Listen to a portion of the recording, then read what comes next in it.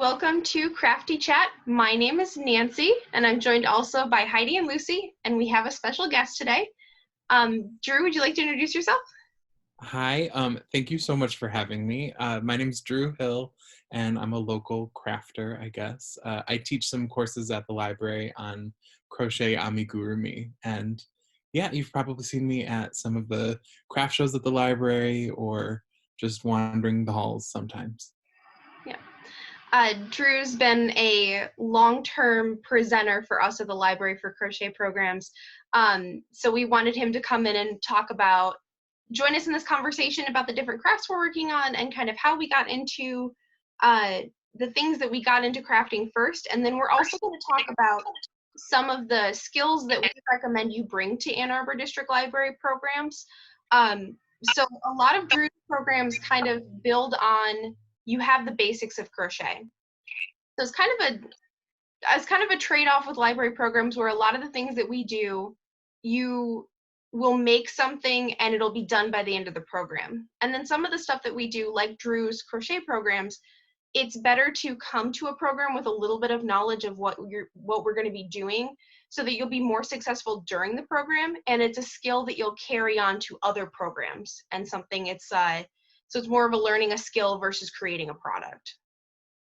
So we wanted to talk about today, the resources that we recommend you go to as for like beginning crochet, beginning knitting, some of the other beginning crafting stuff that we think are good resources and that have been successful for us personally. I have talked in other videos of like, I'm entirely self-taught. So YouTube is a big one for me, almost more so than anything else, just because I prefer to have, to see something done so that I can then copy that. Have you guys had kind of the same experiences? Definitely. I taught myself crochet when I was 17, and I used Stitch and Bitch Crochet, Happy Hooker.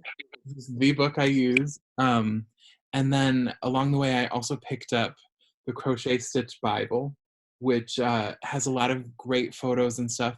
But a lot of times when I'm, trying to make something with a specific shape or a new stitch, I'll find the stitch in that book, and then I'll go straight to YouTube and I'll type in, how to do the puff stitch. And there are so many videos out there that show really clearly, and you can rewind and pause, and YouTube is an incredible resource for crafters because everything's on there. There's definitely a video for you if you're looking for something specific. When I first started knitting, I was maybe 13 or 14, and my aunt is a left-handed knitter, and she's the one who taught me, so I ended up having to kind of like figure out how to reverse her knitting. So I had this project that I worked on for like 7 or 8 years, and it never really clicked for me. Then I started knitting socks after I started working at the library and working with Lucy and seeing the socks that she was making and seeing all the other really cool stuff that other folks were making and realizing I have those skills. I looked for a start to finish, like toe up or cuff down sock knitting tutorial that's like 5 or 6 parts or all in one video. And that was how I learned, was watching those videos and just mimicking that and looking for the pattern that they use. So it was really helpful for me to have that start to finish guide of like, here's how you do this. And that was the building block for me learning. It's so cool. It's like, in the traditional crafts, people would gather and they would share secrets and tricks and everything. And now it's like we have that all online on YouTube where, someone around the world is showing you, the way they do something. And so you get to learn new techniques, and it just makes it so universal, and anyone can do it if they have access to a computer. Exactly. One of the coolest things lately that I've been doing, because I've been home and I've had more time to machine sew stuff, is I had a long list of sewing tutorials from folks in Japan and Russia that I just didn't have time to sit down and actually watch, where they're posting the pattern for it with all the notes in another language, but they're also posting the YouTube video with it. So I can follow along as someone who doesn't speak the language, and I have enough sewing knowledge to kind of understand what they're doing. So I'm trying these patterns and these techniques, and it's really, really fun and really cool. It's just taking time that I didn't have when I was working an 8-hour day and then coming home and having to do stuff at home. So that's been really fun.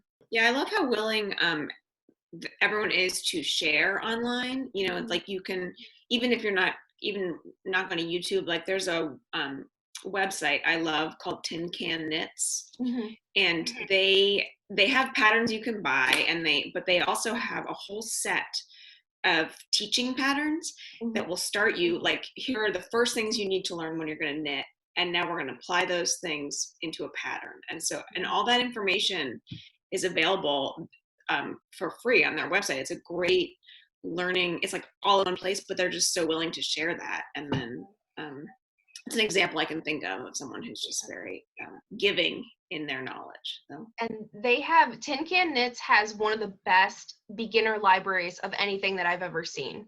As far as patterns being matched with videos, being matched with an online community where you can create an account for free on Ravelry, and which is a website for knitters and crocheters, that there will be people there to answer your questions, and even the pattern designers themselves will be there to answer your questions.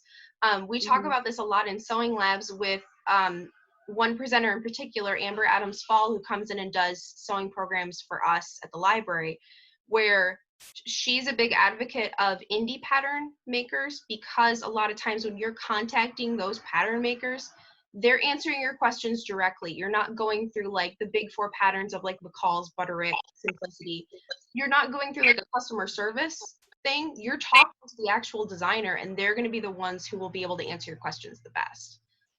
I have a Facebook group for my business, Drooby Zoo, and I got a message from someone who was just learning how to crochet, and it wasn't even one of my patterns. She just goes, I don't understand what this means, and she sends me a snippet of the pattern, and I said, oh, gotcha, you're doing kind of a puff stitch. And so I was sitting downstairs, I had my crochet hook, I had yarn, so I just real quick snapped a couple photos of the process of, That's awesome. it was one of those where she just needed to see it, because you know, you read the pattern and it's like, pull the loop out and put it there, and you don't, and then you see it and you're like, oh, that makes sense.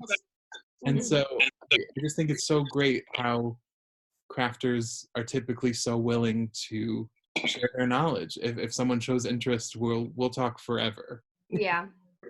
And that's, I find myself doing that, of like, if you want to talk crafting in any capacity, I'm a hot air bag. You can talk to me for hours and like I'll be happy. It's not but like having those kind of conversations with folks is really fun.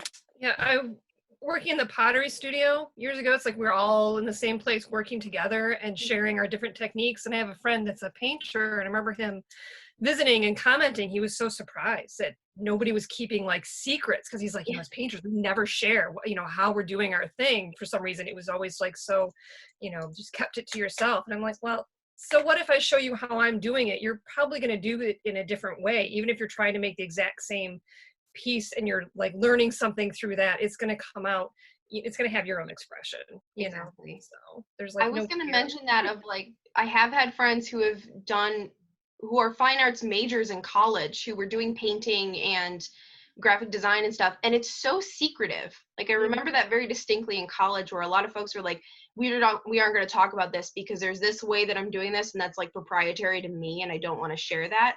Where I've never had that experience crafting, but whenever I talk to somebody who's doing fine arts, it's always so secretive, and it's almost like academia in a way of like, I don't want to tell you this because we're competing for the same thing. And it's highly competitive field, and you're constantly trying to do better than the next person so that you sell your art.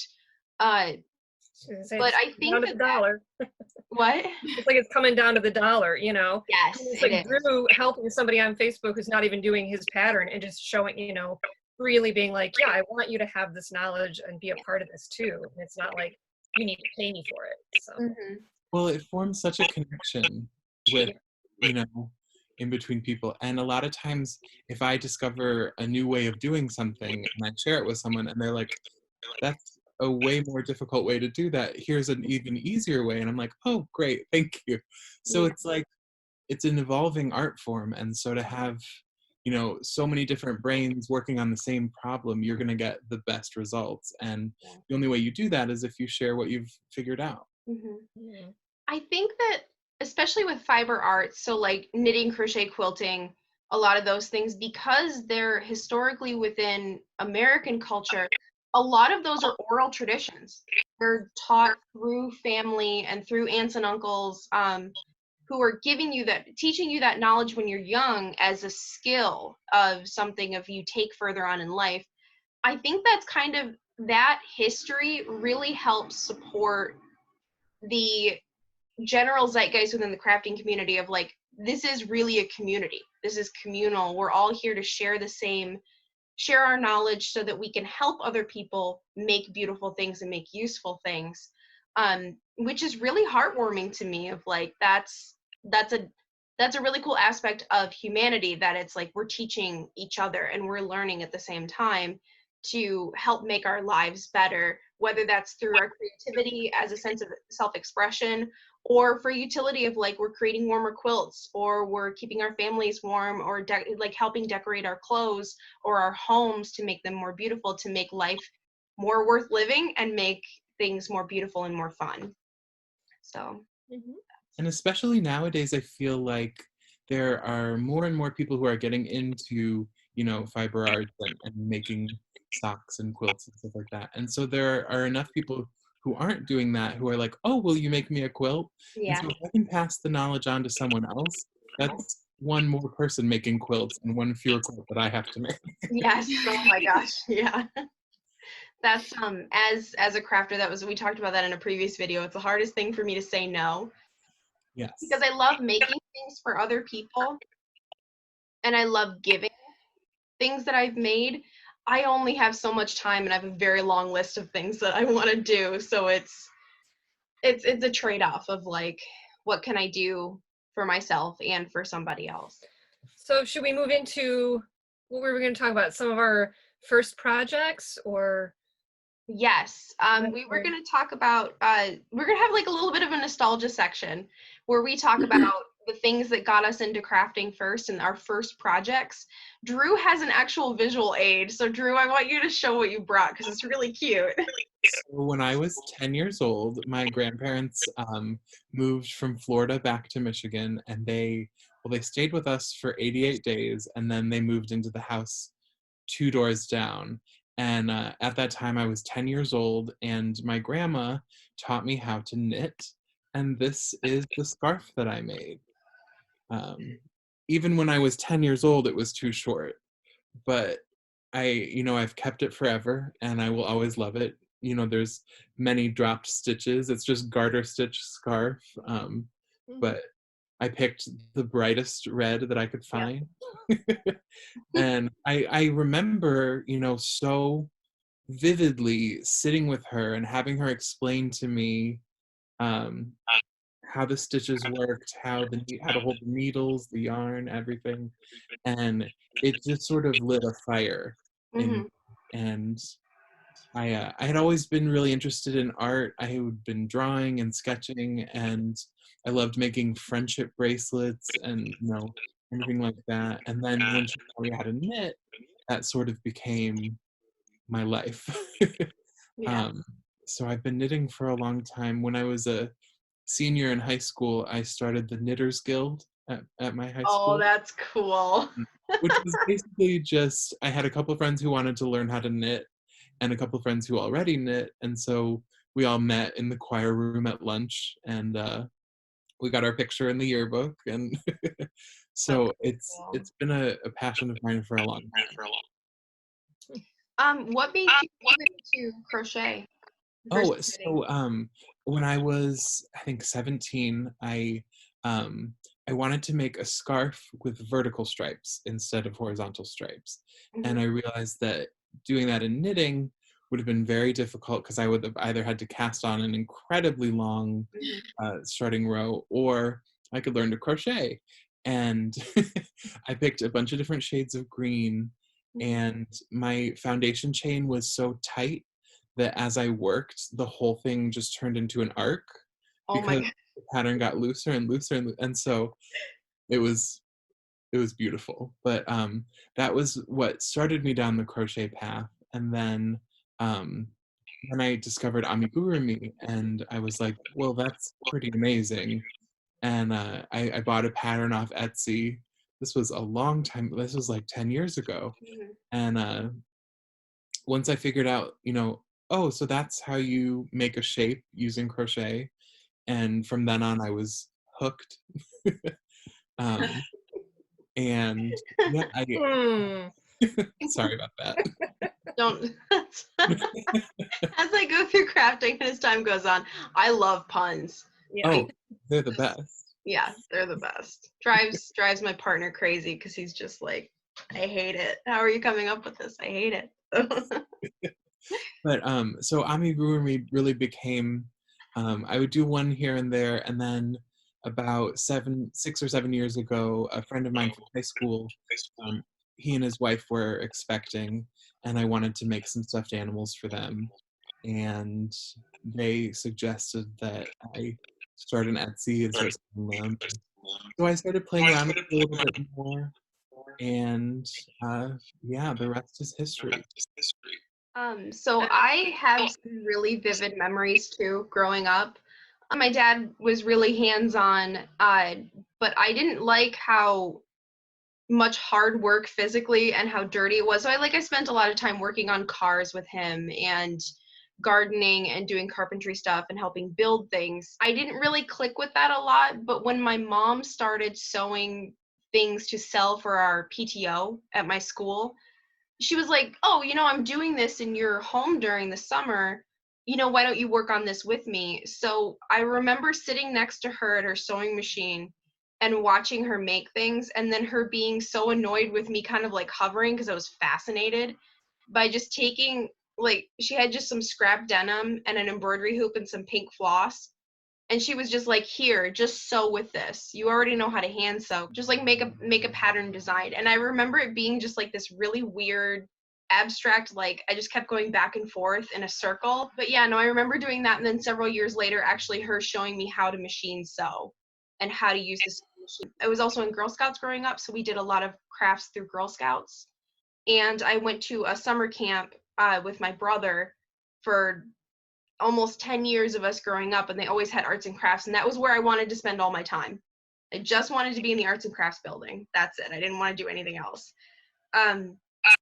So polymer clay, macrame, friendship bracelets, painting, all kinds of different stuff, beading, all kinds of stuff that we were doing.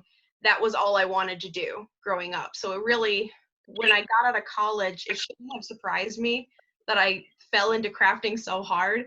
But it really surprised me at that point in my life of this is all I want to do. I just want to make things. Wow. Yeah, I learned a lot from my mom. I think she got tired of all the latch hook rugs that I sort of half finished when I was little, all the kits.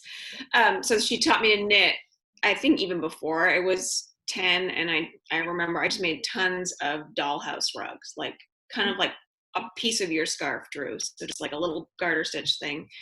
And she taught me to sew a little bit later, middle school. I wanted to make some of my own clothes. So she taught me that, but she was always knitting. And then she got really into needlepoint. And that's something that I got pretty interested in. I worked in a needlepoint store for a long time. But that gets to be pretty cost prohibitive, especially if you get into hand painted canvases, and then you have to get all the threads, and if you want to finish it into something. So when I think it was right about, when I was pregnant with my first child, so that's 20 years ago, I was like, wait, I'm going to have a baby. I got to knit some stuff.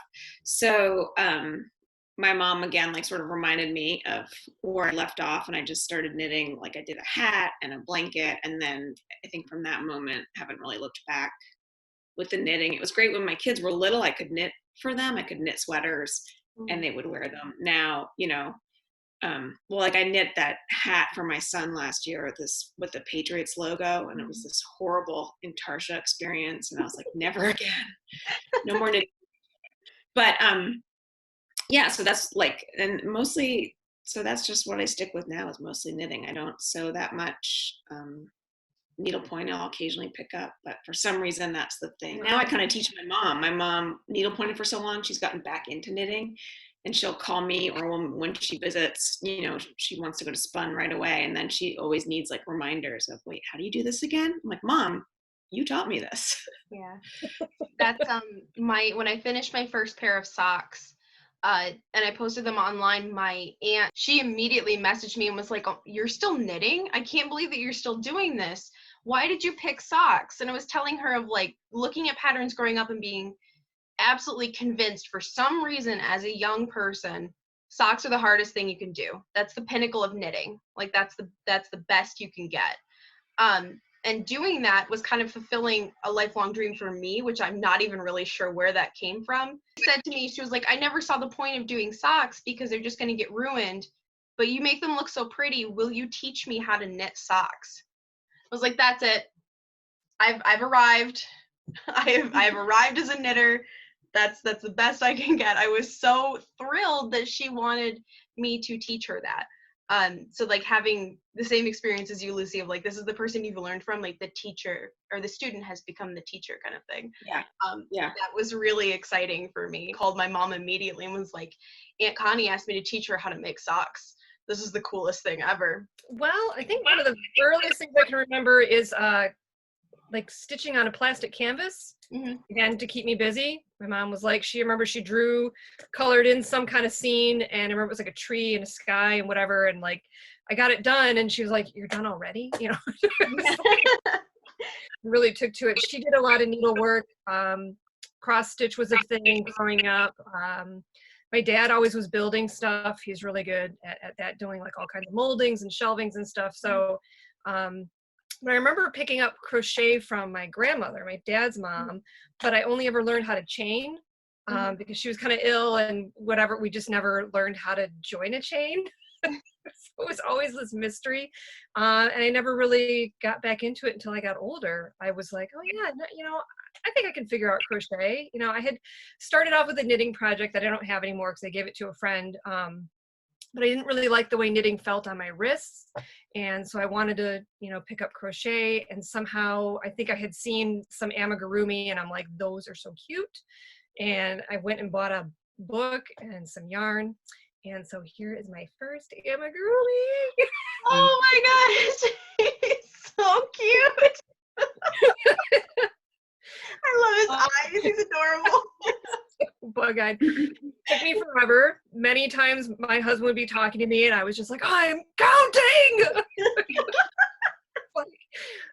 I try not to yell at my partner when I'm counting, of like, "Please stop talking to me." But it was just so much fun. And then I had joined a Flickr group, if you remember Flickr. I think it's still around. I have to see if it exists. But I had an amigurumi group, and they did this exchange, and it was international. So it's like you would, you know, answer some questions about things you like, and then you kind of randomly get assigned somebody and then try and make, like, I remember trying to make a fox. The woman wrote back, like, "You tried very hard." Like, you know, the heads are very big on an amigurumi, and like it just kept toppling, so I had to keep trying to stitch it anyway. But so this is what I got in exchange. It is just the cutest. She even made this little dress. I don't know if you can see the little button that's there. Oh, that's a little flower. Oh, that's so cute. I have buttons like that. They're blue. So that was a lot of fun. Yeah. To get an exchange like that. So yeah, so I don't know, I just really always enjoyed crochet, but you know, like we said, lately I've been getting into knitting, and even looking at Drew's scarf is like, God, I want to get back to my knitting project because it's been a few days. So for me, a really great resource when I started crochet though was this website called Attic 24. It's this woman in England named Lucy, and for some reason, I don't know if it's just her colors and just her manner of speaking through her writing that I just really always enjoyed. I remember being stuck in this office, was it 2008? Well, it wasn't a bad job, but anyways, there was some tough time, and just like searching the internet and finding these crochet blogs and just always being inspired and wanting to do those projects. So I have an Afghan I started that back then, and I still have it. We'll get there. One of the crocheters is actually kind of bringing the art form into general, like, public knowledge again and bringing it back into vogue. I think it's London Kay. She does a lot of large scale crochet with that's decorations with bulky yarn in really, really vivid, bright colors. So she's been partnered with Joann's for a while, and then she's got a couple books that have been published. There's a young man who started crochet. I can't remember his name. Jonah, I think Jonah knits, or Jonah, not Jonah knits, but Jonah something. Jonah crochets. Jonah crochets. I learned about him recently, like within the last 6 months, and he's like 8 or 10, maybe he's younger than 15, but he's amazing, and he does a lot of really, really great stuff that's really pretty and really cool. He's got fast little fingers, man. He makes some big projects and he gets them done. And they they're good. Like his stitch is so consistent, and I love his color choices. Yeah. Great. So there's a lot of different single creators and that are bringing these things back into cultural knowledge and making them cool again or vogue again. So I think that that's really fun, of like, you can pick any one of these creators and they have a whole series of resources that they've created to help teach other people how to get into the art form and how to start. And it's something of like, I tell a lot of folks in programs, watch more than one of these creators. When you're on YouTube or you're online, go to at least 4 different resources, figure out the one that is easiest for you to understand, and then try to go from there. Because a lot of, when you're starting to learn these things, everybody's learning style is a little bit different, and everybody's conceptual understanding of how this works is a little bit different. So you want to find somebody that you understand the most. Don't force yourself to understand somebody who just sounds like they're speaking a different language and it's not connecting for you at all. Try to find somebody that you can understand, because there's so many creators and there's so many teachers out there. Keep trying. Don't give up too soon. You will learn. It's going to come. It does take quite a bit of work. And it takes a little bit of commitment of like, I'm actually going to learn this. Really. And I would also say, if you want to be making specific things, like if you want to be doing amigurumi, find someone who does that who also has basic videos. Because 2 of my favorite, there's one, Planet June, on YouTube, and she's got a ton of stuff, and a lot of her basic videos are things that you'll definitely be using if you do amigurumi. Another one I really like is Club Crochet. It's run by this guy who has another channel called Louies Loops, and he's really interesting. He has a tabletop RPG game, kind of like Dungeons and Dragons, but you crochet all of your characters. I didn't know that. That's so cute. Cool. I can't remember the name off the top of my head, but his channel is Louies Loops, and it's so cute. So he's got all these little goblins and orcs and things that he's crocheted, and then they become part of this game, and you can download and print out the board, which I believe is 3-dimensional, and you set them all up, and it's very cool. There's just so much out there that you can find to do. I saw a pattern for other folks that are into tabletop games of a Settlers of Catan map that was 3-dimensional. And Settlers of Catan is one of those board games that you kind of is your gateway into a lot of other tabletop games. I hate Settlers of Catan. It's one of the I just don't like the game. It's very boring to me. That map was so cool. And I took that to my partner of like, should I make this? And he was like, no, I hate Catan. Don't you dare make that. So I like,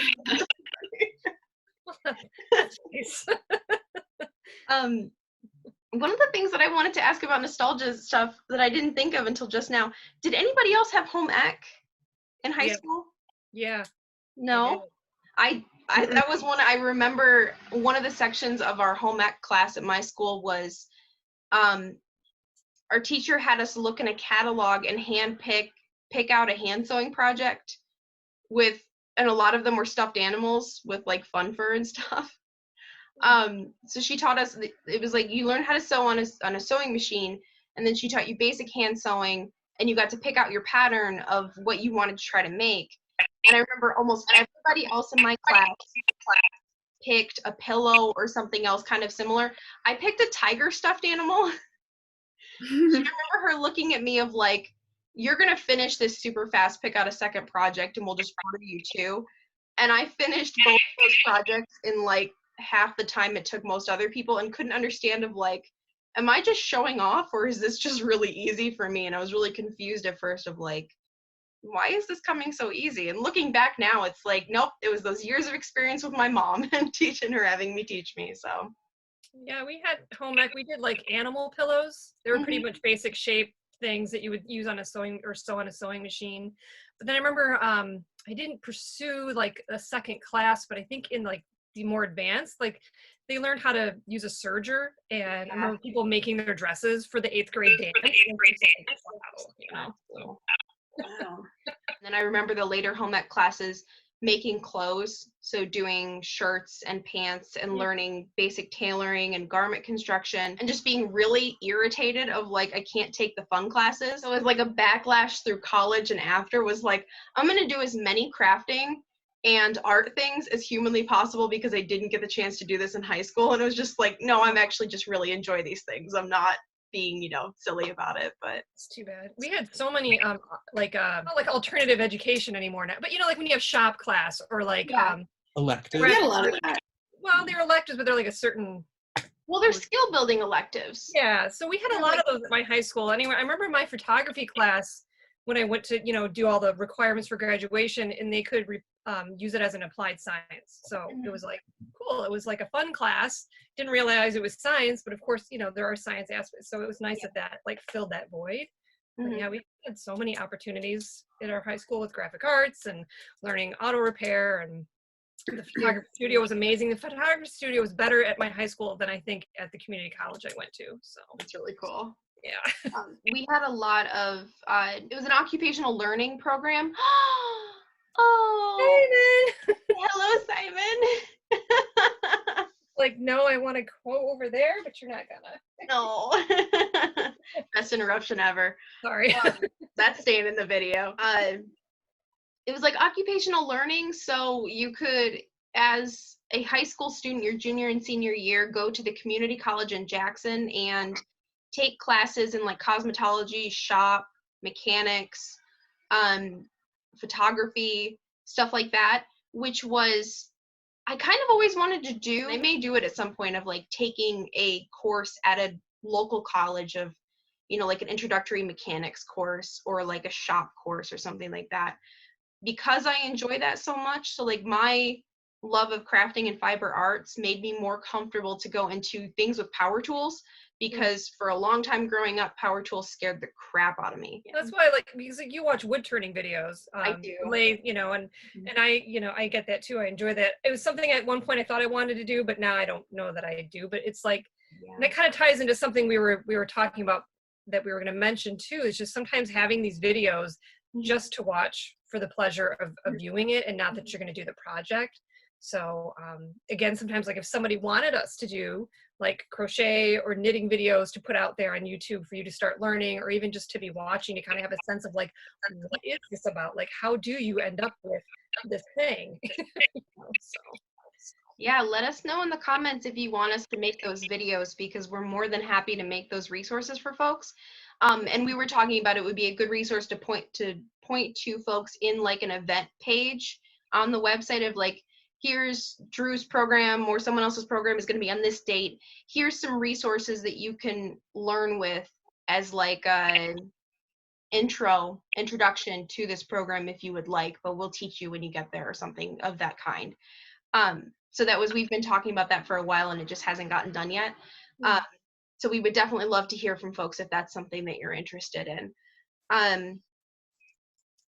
Definitely, because I know when I plan my amigurumi for my programs, I always try to do ones where if you have a basic foundation, you can make the whole thing within the time of the program. If you're just starting out, it might take you a little longer to get used to things.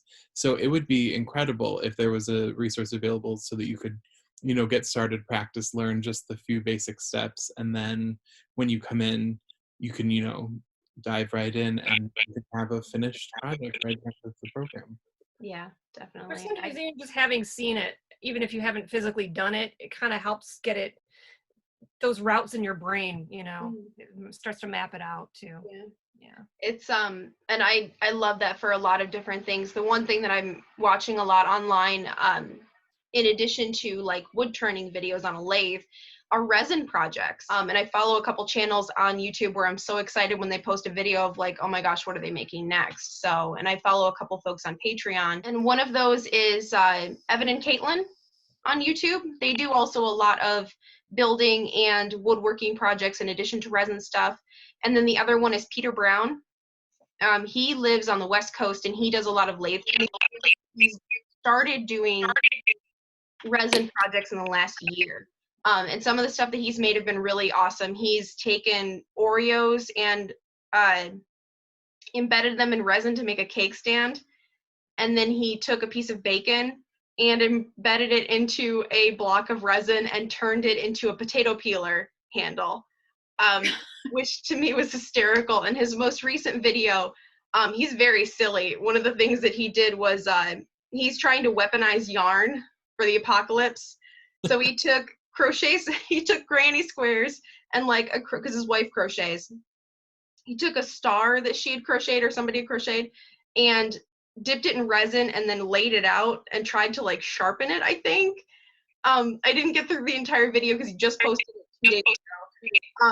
But the whole concept of that to me was hysterical. Like, I can't believe you're doing this, but it was very cool. I mean, sometimes yarn is the weapon, I'll tell you right now. Yeah. So one of the things that we wanted to talk about today too was the projects that we've been working on lately.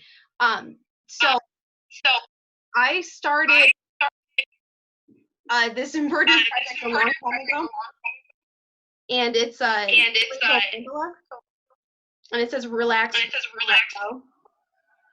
I saw this done on Pinterest with a different mandala design, and I thought it was really pretty, so I made my own version of it. That's the biggest thing that I finished, but then I actually finished the inside of the tote bag that I showed last week, and I'm ready to start sewing it together.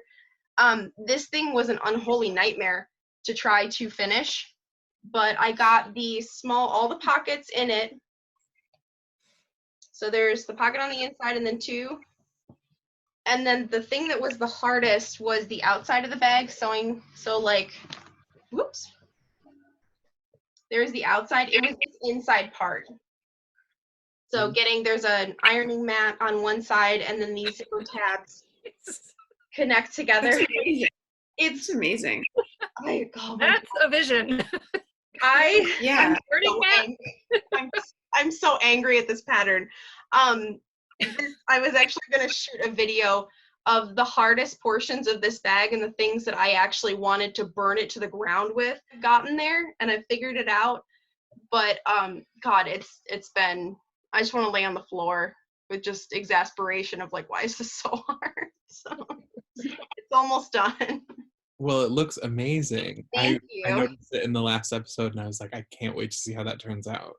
I'm really excited for it to finish because it's going to be super useful and really pretty. But it's been a journey. Well, I guess I've been working on a lot of programs for AADL TV, so I haven't been doing a lot of my own work right now. Because I did a string stamp earlier this week, and then I was still figuring out how I was going to do. I'm going to do a paper mache lantern. So Cool. that with an LED light, not an actual candle light, because I think it would just go up in flames. Which Probably. That could be a ritual outside, but that'd be fun. And then I've been working on a kaleidoscope. So Lucy did a program. We did what was more called like a kaleidoscope, where it's open-ended. But I saw a video of how to make it with like the little turny part. It's not great. I'm not sure. I'm playing with it. I'm impressed because like I struggled when I did that program. Remember, I just was like, oh, I can't find a way to do this. So yeah, my struggle is in how to teach it, how to present it. So I've been kind of playing around with that, and I feel like I should make another one. And I really wish I had washi tape because it would be so much more attractive. Because it's just like all this Scotch tape, but it's fine. It's it's for fun. So that's kind of what's been keeping me busy. I have not worked on any of my other like knitting or anything in probably a week. And I'm working on a commercial, so yeah, it's just like I'm learning how to edit videos, so that's fun. It's exhausting though. I don't like being on a computer that much. So. It is. I've been editing these videos, and that was a crash course for me of figuring out like how do I edit these videos, what programs would be best. So having to come up with my own stuff of how to do this and teach myself how to edit videos and how to use the programs that I'm doing. So like Googling my question is my go-to, and that's everything that I've done. Yeah, I do that a lot. Like the exact question I need the answer to, just the whole thing right there. Yep. Yeah. And it helps. It's helpful. Yeah. But that's the biggest thing that I've learned during working from home has been video editing, which I've put off for a very, very, very long time. How's your sweater coming, Lucy? I'm making slow progress. I find I'm not doing it much during the day. So it's like usually just at night. But that's basically the only thing I've been working on. So I'm still working on, it's like just this top part because you go neck down, which is kind of nice. You're just working in the round for a while until you attach sleeves. So I'm enjoying this easy part of it. And then I just found this scarf. I was looking through old projects. I think I used all my, it was like a stash buster thing, Yeah. But it's going to be it's infinity, essentially. Like I did it in the round. So now the reason I've left it for so long is I have to do the Kitchener stitch to get it all put together. So I'm like, oh, should I just do this one little annoying, like the worst part, finishing anything, but it's been sitting here so long. So I'm going to be that annoying. I'm going to be that annoying person of like Kitchener stitch scared the bejesus out of me when I first started doing it. And then it hit a point where I'm like, oh no, this is fine. It's easy. Once you start doing it, it's so easy. But it's just like I don't know. It's time consuming. And then I have an issue with getting the tension right in Kitchener stitch so that it isn't coming out puckered or too loose in spaces. So the thought of having to do it all the way around a project kind of is really daunting for me, but like I use it to close the toes on socks. I think closing up a tube like this where I struggle is you get to the end and you close it up. Like how do you finish that last little part? Yeah. Seamlessly. You can't. I mean, but yeah. There's no getting rid of the little, so like when you're finishing socks, it's usually slanted and then there's a flat part. There's little stitches that stick up on either end, and a lot of folks call those dog ears. There's no way to avoid those. I've made my peace with that. Like it's not gonna go away. That's just the way it is. But you, Drew, what are you working on? Yeah, so I tend to get a little obsessive when I start projects. I never really have a lot of work in progress. I have a lot of recently finished works. I don't know anything about that. And I'm like, well, when I get back up, but so this winter has been the winter of Baby Yoda. So I've made quite a few of these. Do you know how many total of those you've made, Drew? I would say over 60. Ah, yes. It's been a ride. Yeah, that was a lot of fun. The most recent custom order I had was a bulldog. And that was fun figuring out how to do the mouth and that. But then in exciting news, my brother and his wife had a little baby girl on March 12th, right before everything really closed down. So I haven't continued her yet. But for her, I have been doing Josie's Forest Friends. So we've got Rosie the raccoon. I haven't named all of them yet, but there's a deer and an owl. Oh my gosh. Oh my gosh. A bunny.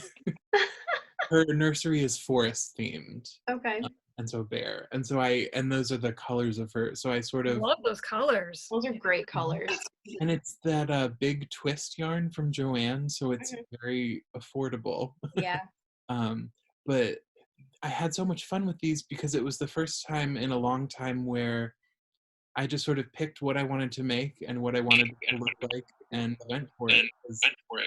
A lot of the times I'm doing custom orders where people want something very specific, and so I have to figure out how to make what they would like. But it started with Rosie the raccoon, and I was like, I'm gonna make a little forest family for her, and I'm hoping to type up the patterns for her soon and release those so that other people can make them. But Awesome. that's the other big work in progress is I'm trying to get more of my patterns available online. I've got a few free, a few paid patterns on Ravelry, and I'm working on getting more of those ready.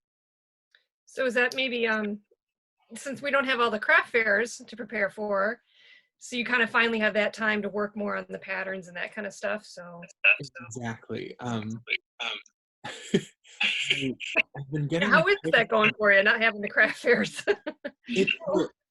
Thankfully, most of my craft stuff, my craft fairs happen in the fall and winter, right before like the Christmas holiday, and I was very sad about the garden DIY expo at the library being canceled, but it obviously it makes sense, and yeah, no, I was sad too. I was too. But on the other hand, it does mean that I have a lot more time to explore writing patterns. And I've been getting a lot of requests to start a YouTube channel where I have some of those basic videos and also more in-depth, tutorials on how to design an amigurumi. If you want to make something, how to figure out what you need are, just how my process works. So I'm slowly but surely making progress on that side of instead of just crochet. Yeah. So I think that we've covered everything that we wanted to talk about today. Did anybody have any final thoughts or something we didn't talk about? Or Thank you for having me. This has been so much fun. Thank you for joining us, Drew. We really appreciate it. Thank all of you guys for joining us, all of our viewers. Please like this video and subscribe to the channel if you want to see more from us. Please feel free to leave us a comment in the section below, and we will get back to you. When this video premieres, at least one of us will be in the comment section to talk to you live when the video premieres. But other than that, stay safe, stay healthy. Don't forget to love each other. And thank you for joining us. Bye. Cheers. Bye.